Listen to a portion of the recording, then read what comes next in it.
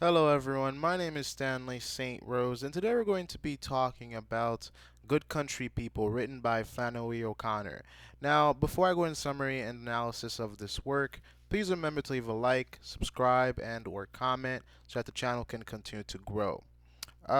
This work by Flannery O'Connor is very fascinating, very interesting. I think there's a lot that you can learn within this work about life, about reality, and I'll share my personal opinions with you guys on this work in the analysis portion of this video. But for right now, we're gonna go into the summary, and I'm gonna give you guys great detail on what happens within this work and it's just very, for me at least, it's very shocking and very, it keeps you, the whole story keeps you at the edge of your seat.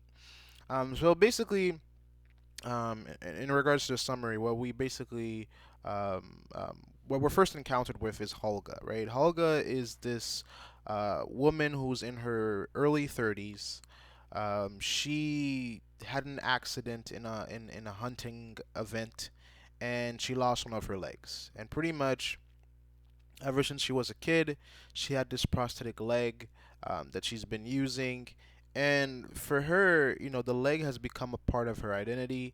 There's even a part of the short story where we're told that it's kind of like a piece of her soul, or she takes so much care of it like a person would their soul, right? And Holga, because of this leg, because of her prosthetic leg, because of this incident, her entire life just became this thing where she's different. Her mother pretty much says throughout many points of the short story that she's not normal, she's different, she's doing her own thing, and this kind of like goes into how Helga feels about herself. The way that she's described within the short story, it's kind of like she's not that pretty. Although her mother says that that can change if Helga tried to be nicer and smiled more, but the way that she's described is kind of like guys are not attracted to her. She doesn't have that many friends. She's just not social. She moves around with the leg, and sometimes she makes the leg make noises that are unnecessary. She stumps around loudly when she's mad or upset, or things are not going her way. Um, so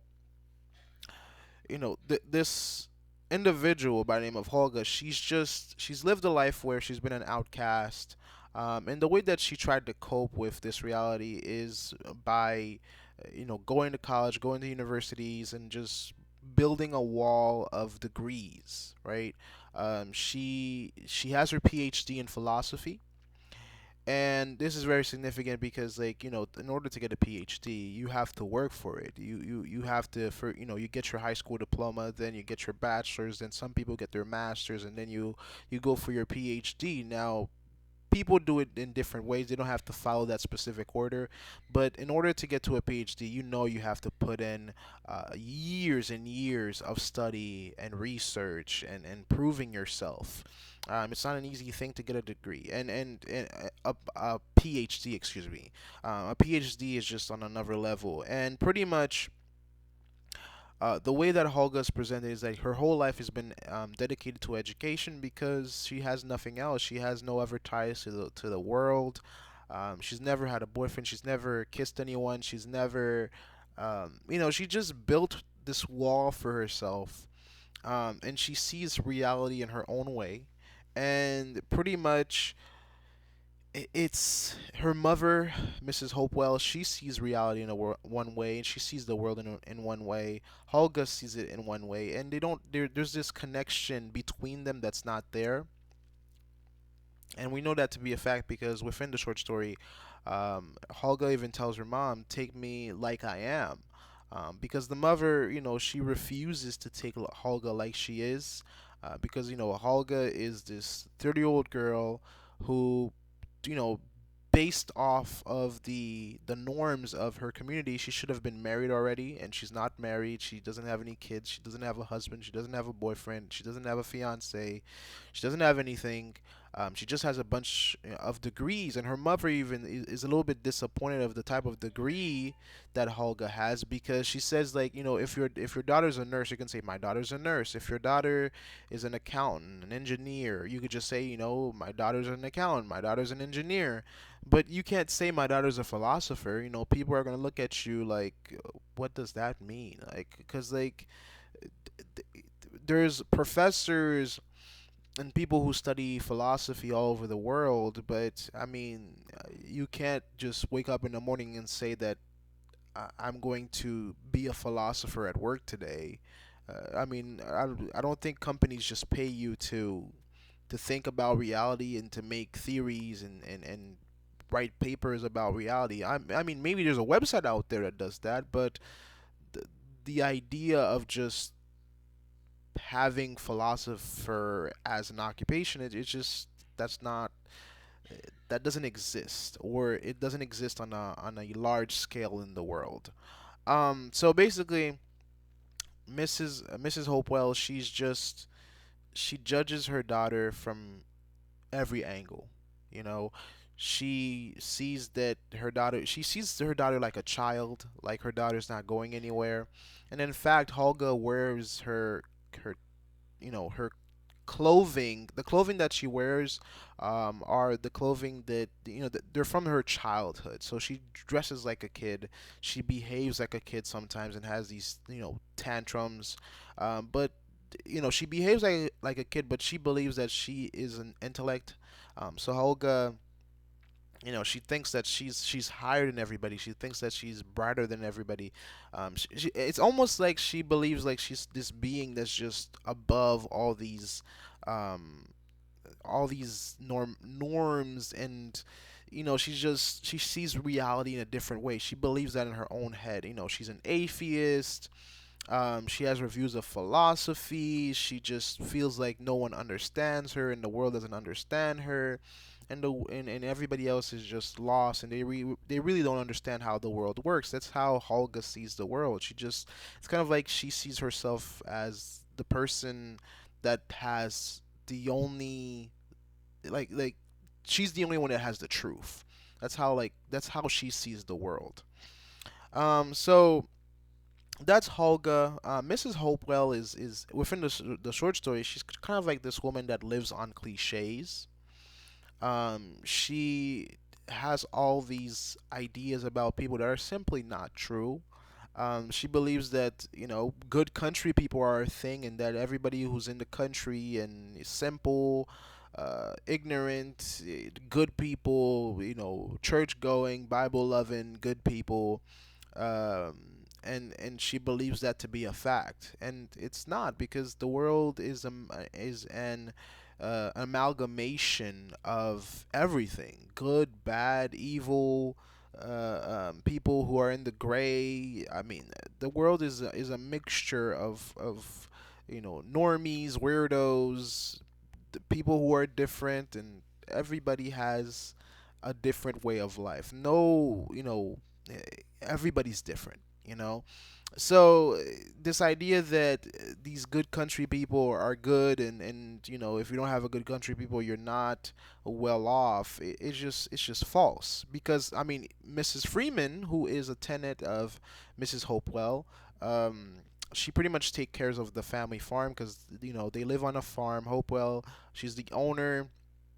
Of course, Holga is her daughter, and Freeman is a tenant, and she works on the farm. She take cares of a lot of the things that happen on the farm, and Mrs. Hopewell trusts Mrs. Freeman, and basically, Hopewell praises Freeman. She's like, you're amazing. Your daughters are amazing, because like Freeman's daughters are having kids, or are getting hitched, are making babies, and that's what's normal for this community, and Holga is just away from that. Holga doesn't represent that, and so they all look down upon her. Now Freeman, she's interested in Holga because she's just interested in her leg, her prosthetic leg. That's just curious to her, and Freeman kind of like she can see through Holga's wall. Even though that she tries to hide as much as she can behind her wall of philosophy, Freeman can see through it, and Holga doesn't like that.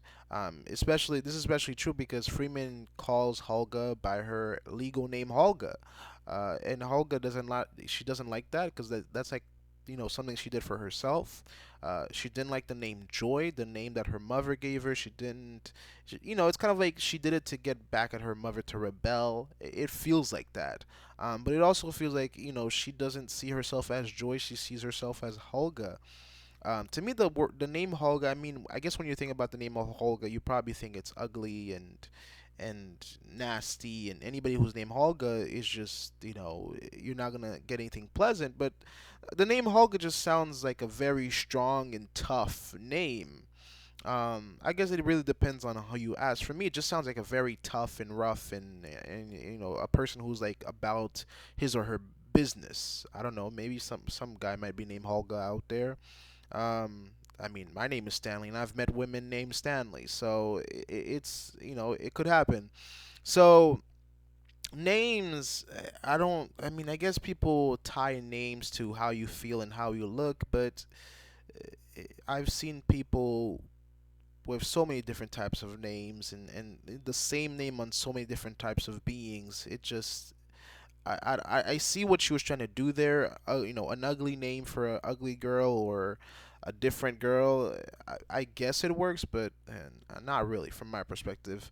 So this is pretty much the interaction. That's how this household functions. You have Holga, you have Hopewell, and you have Freeman, and pretty much you know Freeman is this like kind of like cat-like figure. She's always around. She's always popping in. She's always in their business, in Hopewell's business, in Holga's business, and she's always watching them and observing them, and she's just curious about them. And so, life goes on. Holga's not happy. She's alone. She has her philosophy, but she's not happy. And Hopewell, Mrs. Hopewell, she's not happy because her daughter's not really, um, her daughter's an outcast, and her daughter is not conforming to how she views the world. Because again, all these characters, Freeman, Hopewell, and Holga, they all have their own world views, and it doesn't seem like they're stepping away from their own world views anytime soon. So the story goes on, and we get a visit from this Bible salesman, and his name is Manly Pointer. And Manly Pointer comes in, and he's like selling Bibles. He's like, I'm a good Christian boy. I'm from the country. I have a heart condition. I'm this and that and the third. And he's like, I know you probably don't want Bibles, and Mrs. Hopewell, she doesn't want a Bible. I mean, the narrator tells us that she has a Bible, but it's somewhere in the house, so she's not really like a devout Christian. But this boy comes in, and she's like, the boy comes in, and he's like, I'm one of several children, and I'm just trying to, I didn't get a chance to go to college, but but I'm making ends meet how I can, and I just want to preach the word of God, and I'm a good Christian, and that and the third. And basically Hopewell was like telling this newly arrived individual to her house, like, I don't want anything, go away. And he's like, well, I can see you don't want to mess with good country people. And Hopewell is like, no, I love good country people, because she has these cliches that if you have good country people, things are gonna end up well, and they're good people, and they're gonna do what's right and all that kind of stuff. So she takes him in and feeds him, and Holga's there, and she's there, and he's doing his spiel, trying to sell some Bibles, and everything goes well, and then like pretty much Hopewell makes up this excuse so that she can get um Manly Pointer to leave. He leaves, but he like encounters Holga in the outside of the house, and pretty much he's like, "Can you take me to the gate?" And they start a conversation, and one thing leads to another. They decide to go on a date. Now for Holga, this is good because she's like in her 30s. She doesn't have any suitors. She tells Manly Pointer though that she doesn't believe in God. This happens a little bit later, but pretty much their relationship is built off of lies because at first she's like, I'm a teenager, and she's not. She doesn't reveal the fact that she has several degrees, but they do decide to go on this date, and when they do go on the date, and this is after, Hopewell and Freeman try to question Holga, and try to get into her business and try to figure out, because like when Freeman and Holga figure out that, Holga, um, when Freeman and Hopewell figure out that Holga is talking to Manly Pointer, they're curious. They're like, is she gonna get hitched? Is she gonna get married and all that? They really try to get into her business, but she keeps to herself, and she eventually goes on this date, the next day over, and she goes on this date with Manly Pointer. And on this walk, Holga starts to lose control, um, bit by bit. And pretty much before this date, she had this idea in her mind that she was going to seduce Manly Pointer and make something useful out of him. And because she's such an intellect, Holga believed that, she was going to get Manly Pointer to do whatever she wants, and she was going to control um, the conversation and just be in charge because she's smarter, and this is like a country simpleton, a Christian simpleton. What kind of conversations can I have with him? I mean, he's not smart. I can do whatever I want with him. So she goes on this date with from a position of power. She goes on this date with kind of like this identity where she's strong and she knows what she's doing, and she's not looking towards him for anything, and she's like independent, and her leg doesn't bother her. And on the walk, you can see that she's just trying to display her dominance and how solid she is, because there's several points where Manly Point is trying to do this and that and the third to help her out along the path, clearing a path, and making sure that she can walk certain places because of her leg. And she's like, don't worry about that. I got it. I can do all of this. This is like, the leg is not a problem. I can do all of it.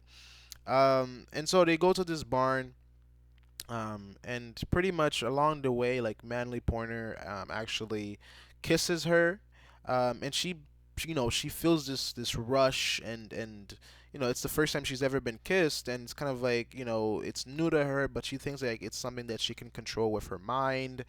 And slowly, again, bit by bit, she starts to lose control of her dominance during this date. They end up arriving at the barn. This, like, isolated. There's nobody there.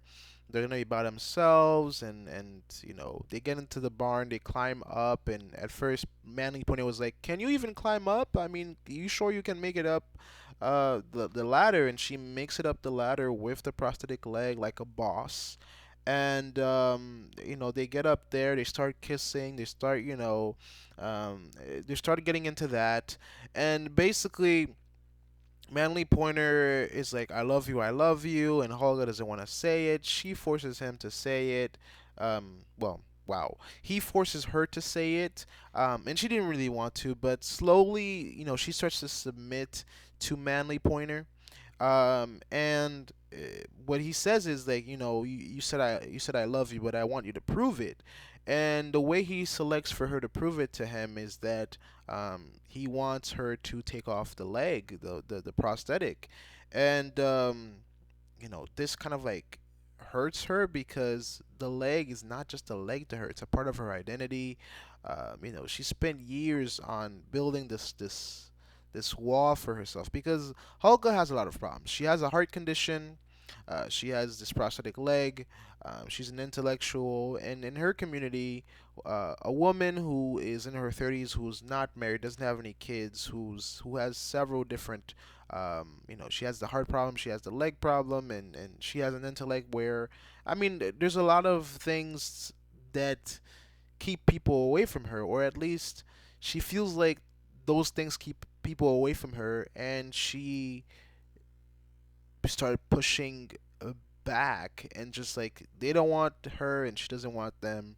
And this interaction with Manly Pointer is kind of like, you know he wants her to take this piece of her identity off, And to trust a person like that with a piece of your identity, a person that you don't even know, it's a lot. And she eventually she gives in, and he takes the leg off. He learns how to take it off and put it back on. And in her mind, she actually even starts to think about, maybe I can run away with him because he loves me and I love him, quote unquote. And this is gonna be great. And pretty much Manly Pony changes because, like, he has her now. She's completely dependent on him. um, he has her leg, and he actually takes her glasses too, because when they were kissing, her glasses were getting in the way. So he takes her perception, her sight away, and that could even you can even think about her intelligence and her high intellect, because glasses represent intelligence and some perspective, clarity, and there's different things that glasses represent. So Manly Pointer, throughout their passionate kissing, uh, he takes her glasses, he takes her leg, and she's pretty much she submits totally and utterly to him. And then he puts the leg far away from her, and he had this bag throughout the date. He actually brought his bag with like the Bibles in it, because again, he's a Bible salesman. And he brought the bag on the date. The bag was light throughout the date, and now he takes out Bibles out of the bag, and they're hollow inside. And out of this Bible, he takes out alcohol, and these cards with pornographic images on them. He takes out a bunch of things that are sinful, that Christians shouldn't have. And Helga is worried, and he's like, "Aren't?" And she's like saying, like, "Aren't you a good Christian? Aren't you?" Pretty much, she's kind of like saying, "You're simple. You're ignorant. I'm smarter than you. I'm more intelligent than you. I thought you were a simpleton and a good Christian boy. Why do you have so much things of sin, and what's going on?" And she's kind of like shocked. She's starting to get worried. She's like, "Man, I'm alone with this man in this barn, and nobody knows I'm here, and I'm by myself." And she's like demanding for her leg, and she tries to get up and get it, but she can't get it. She's powerless. She only has one leg, and you know he's dominant over her now. And pretty much his true colors start to come out. He's not a good Christian. He's not a good individual. He offers her alcohol. She says no, and it just keeps on getting tense and difficult. And basically, what ultimately happens is that he takes his all of his stuff. He takes her leg, and pretty much he destroys her, because he says, you think that you're so high, because by this point of the date, she's revealed to him that she has several degrees. She doesn't believe in God. She's an atheist. um, she presented herself as this high intellect that knew about more and that's better than him. And basically, he takes the leg away, which is a part of her identity. Again, something that's like close to her, like a person's soul is close to them. Uh, he takes away the glasses. Then he tells her that you went to all these schools, you went to all these colleges, you think you're smart, you're not that smart. Ever since I was a kid, I didn't believe in God, and you went to go get all these degrees to say that you don't believe in God, and there's no evidence for it. And he's like, I didn't need to go to school for any of that. I just knew it. I just like I haven't believed in God at all, and I don't have a college degree or any type of degree. And pretty much what Holga thought, her perceptions of the world, her ideas of reality, of people, and how smart she was, that all gets destroyed, and he brings all of that down. He doesn't just like take her off the pedestal. He literally takes a chainsaw and a sword, or an axe, and just chops it down, and just chops her identity down. And pretty much he leaves her saying, you're not that smart, you're not that special. I've done this to a lot of people like you. I've done this to a lot of girls like you. And he says like there's this girl with like this glass eye that he did the exact same thing to, and he leaves her in the barn, and in the window she can watch him walk away, um, with her leg, and basically she's just left there. And for me, I'm kind of concerned because the short story ends without us knowing if she makes it back home or if anybody comes to help her. Um, well, because I mean, I guess if she doesn't come back in a few, well, I don't know, because like the story doesn't tell us um how she makes it back home.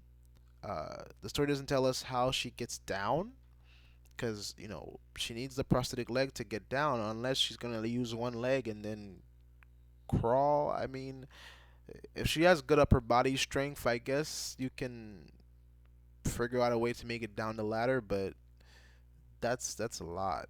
Um, but yeah, I mean, that's what Manly Pointer does to her. Um, he destroys her world. He didn't really love her. He just literally just wanted to destroy her. And the thing is, like, I try to think about. There's no financial gain for what he did. There's no He's not earning money at all. He just like pretty much just does it because he wanted to. Because he says this is not the first time he did this. He's been doing this for a very long time, and you can already see that because the first time we met him in this short story, he tells Mrs. Hopewell that I have a heart condition, and that's a coincidence that I don't believe in. It's a coincidence that I don't believe in because it's too close to Holga's condition with her heart condition. So because he says he has a heart condition and Holga has a heart condition, and we're told that Holga's not gonna live that long, um, and he says the same thing about himself. I'm like, that's too fishy. That's there's something wrong here.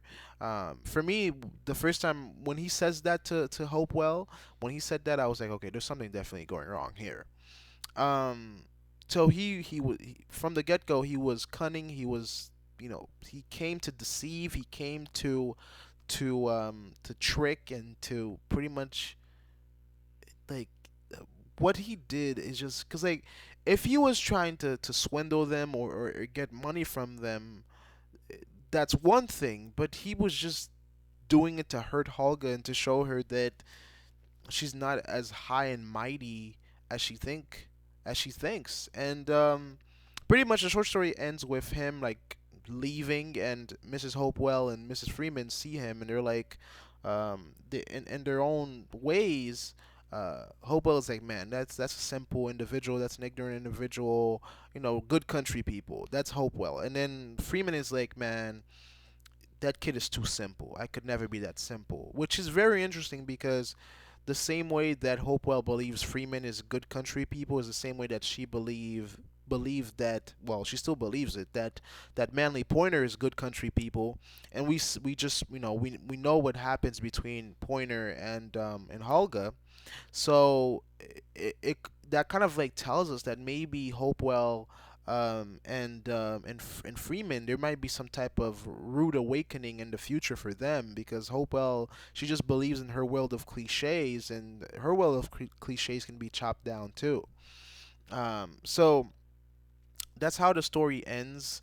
Let's go into the deeper the analysis and really talk about some key points of the short story. Now, for me, Holga is just an interesting character. I mean, this is a woman who suffered a lot. You know, people, whenever a person has some type of disability or deformity or some type of challenge, it's always hard for them in society because everybody just is curious, everybody has questions, everybody just wants to get into their business. And you could see that Holga spent her life, she wasn't approached by men. She didn't have that many friends. I mean, she's a 30-year-old woman living at home, doesn't have a job. Or it doesn't, because like in this short story we don't really talk about Holga's occupation at all. We just talk about that she's a philosopher and she has a doctoral degree. So the world has hurt her a lot. She knows that she's not gonna live for very long. Her heart condition is something that's that's there. She's not married. She doesn't have any suitors of anything. So the world's been very cruel to her, and she tries to make sense of it through philosophy and understand the world through philosophy. And she's an atheist and all that kind of stuff. But all of that's brought down by Pointer, and in of a way, if you're looking at this story through a Christian perspective, uh, um, Holga is an atheist. Pointer, I guess, from the surface level, you could say that he's not a Christian. Um, but that right there is a statement that needs some research, because from the Christian perspective, being a Christian doesn't mean that you're perfect. Being a Christian doesn't mean that you don't sin. In fact, you know, King David in the Bible, he had faith, he believed in God, and he sinned a lot. But the difference between a sinner or a Christian and not a Christian is that um, you live in the world, there's sin 24/7, but to be a Christian means that you strive and fight and wrestle with sin on a daily, hourly, minute to minute basis, because you want to forever be looking at Christ and be pure. Because you'll never, you know, sin is everywhere, and things that are unholy, they're everywhere. But the thing is, like, the Bible is very clear on this. It's that, striving for purity, striving for Christ, striving to be holy, striving um, to follow the commandments and the laws and all that kind of stuff. That's what true Christianity is. Now, just because Pointer is not clean and not perfect, I don't see him as not being a Christian. Now, what makes me know that he's not a true Christian is when he actually admitted, when he actually admits that he's not a Christian, that he doesn't believe in anything. But when he takes out the Bible and it's hollow, and he takes out the alcohol and the pornographic cards, I wasn't like, okay, he's not a Christian. He could just be a Christian that's losing the sin. But when he says it with his mouth, he doesn't believe in anything. Um, or maybe he's just trying to get to Holga. Maybe he's just trying to destroy Holga. Because it kind of seems pointless to me that this kid would spend his life selling Bibles and you know selling Bibles and pretty much stealing body parts, prosthetic parts from women. And is he like making some type of doll? Because I mean, he tells us that he got a glass eye from another girl, so maybe he's like collecting prosthetics from different girls and making like a prosthetic doll. I don't know. That's just something coming from the back of my mind. Uh, you know, in some ways, it seems as if Manly Pointer is playing like this devil character, because there's an idea within the Christian religion that um, Christianity needs a villain, because for a lot of people, if there isn't a fire underneath their butts, they're not going to strive for the kingdom of heaven. So for some people, they do need those evil beings to push them forward to do what's right. That's just one idea. So Manly Pointer is not a good character, but from the Christian perspective, at least he is this thing that maybe drove Helga to really think about her stance on atheism, um, or being an atheist, her stance on um, not believing in God, because since her wall of philosophy, her wall of education, or her wall of being an academic, was Manly takes it down. Now she's kind of like left in the open, and she has to really think about life and where she stands in life. So that's very fascinating, and that can go. That's a part of the story that can go on for pages in terms of writing what it really means. The other thing is like these characters, Manly Pointer, Holga, Freeman, and Hopewell. They're all in their own worlds. They all see the world their own ways. Freeman is just, she's a cat. I see her as a cat. I don't think she's changing anytime soon. I think that, she is going to do something to Hopewell that's going to hurt her at some point. Because, I hate when people are always lurking in the background and always in your business and always trying to know what's going on in your deepest your identity. uh, it's just, it's creepy to me. It's creepy. Freeman is like that cat in the background, and she's more complex than Hopewell thinks. Hopewell is just, she won't accept her daughter, and the things like Holga just wants acceptance. Holga just wants someone to love her, but she's not getting that from her mother. She's not getting that from her mother at all, and that's why Manly just takes advantage of her and destroys her, because Hopewell just refuses to change. The mother just refuses to change. She sees her cliches and she's sticking to them, and she won't let them go. She really won't let them go. So ultimately, this short story really makes us think about appearances and not taking things at face value. I mean, the Bible that Pointer brings out, and it's hollow on the inside and has all these things on the inside, like the alcohol and the pornographic cards. And then on the outside, the Bible looks normal, like a normal Bible. So when you first encounter things, don't just look at the surface and be like, all right, it's great, it's good, I'm gonna trust it, because that might not be the case. And also, I mean, think about it. We as human beings, we do that a lot. Especially like, let's say you go to the supermarket and there's oranges, and there's really nice, beautiful oranges, and everybody just takes the beautiful oranges, and the ugly ones nobody touches those because they're ugly.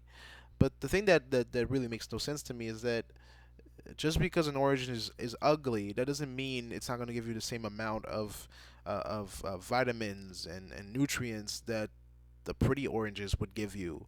So I don't, you're not buying it. You're not buying oranges because they're pretty. You're buying them because uh, you want to eat them, and for their the nutrition value. I would think like when you're buying something, you would think about the nutrition value rather than the pretty look of it. But most people, if an orange is damaged in any way, and this goes for all types of foods, apples, oranges.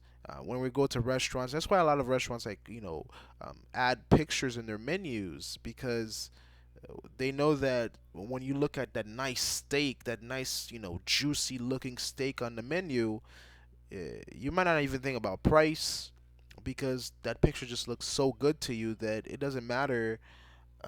It doesn't matter. You just want it because it looks good. And Porner, within the short story, he looked good, and Hopewell trusted him. Freeman looks good. Her daughters, they all look good, and Hopewell just trusts all of them because they look good on the surface level. But when you look deeper into these characters, they're more complex, and they're not ignorant. They have real world experience. While Hopewell and Hulga, Helga built this, walls for herself based off on, she used books to build her world. And reality is much more different. I mean, it's like when you have that college student that studies for 4 years, intellectually they have a lot of information in their mind, but if they've never had any practice, um, they're not going to perform as well, because knowing something and thinking of something and doing it are two different things. And experience is very valuable. So yes, Holga, like the last thing I'll say here, yes, Holga was probably is smarter because of all of her degrees, but in terms of applying what she learned in the real world, it's not that simple. Because when you study, okay, because like she's a philosophy major, she probably studied a lot of ancient works. She probably dabbled in psychology too. um, when you're studying something on a book, on a document, or some type of paper, when you're studying something, you're not part of the study. You're just reading, observing, taking notes, and drawing conclusions. But when you're in reality, you're not controlling, or what's being looked at is hasn't already passed. When you're in reality and you have to deal with real world problems, real world situations in the real world, it's much different. Because like Holga thought that the same way that she controlled her life academically would be the same way that she can control Manly Pointer and the people around her, and it just doesn't work that way. Reality and education and books and experience are different things. They can work well together, but they're not the same thing. They are extremely different. They are extremely different. So yeah, those are my thoughts on this work, on the short story. Flannery kind of knows what she's doing. She always, leaves you thinking. She always leaves you thinking. But that's all I had to say. Please remember to leave a like, subscribe, and or comment. And I'll see you guys in the next video.